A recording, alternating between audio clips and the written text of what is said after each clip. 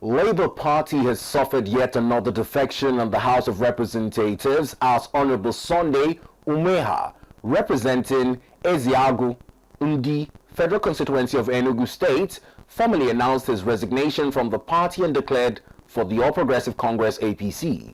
In a letter read on the floor of the House by the Speaker, Hon Tajudeen Abbas, Hon Umeha cited unabated leadership crisis within the Labour Party as the primary reason for his defection.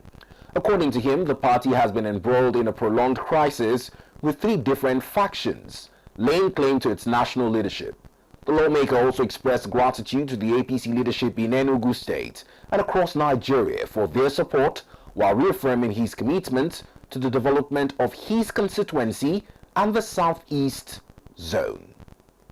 My dear Speaker of the 10th House of Representatives, it is with utmost humility and strict adherence to the relevant extant laws that I formally notify you and my colleagues that after wide consultations with my constituents, leaders and relevant stakeholders, I have resigned my membership in the Labour Party and defected to the ruling All Progressive Congress APC.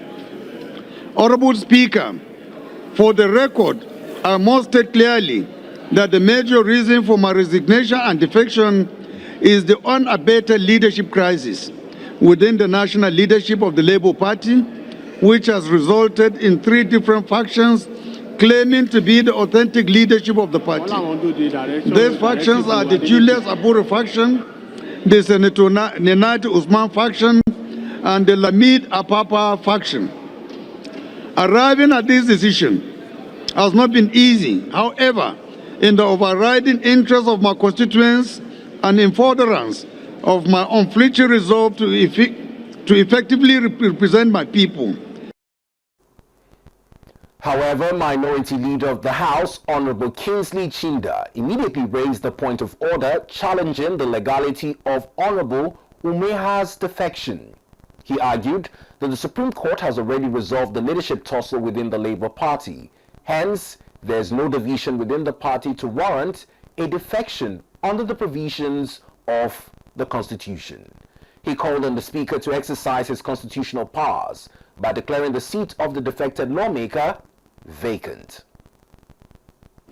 The practice we experience in Nigeria, particularly in our parliament, appears to be confusing to democracy generally.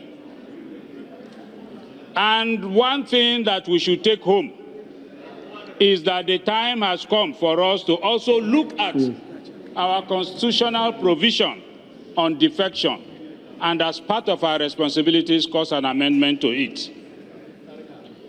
I would therefore, Mr. Speaker, having laid this foundation, ask that for the first time that Mr. Speaker is called upon to exercise your powers and your rights as the Speaker of the Parliament and the defender of democracy under Section 68(1)(g).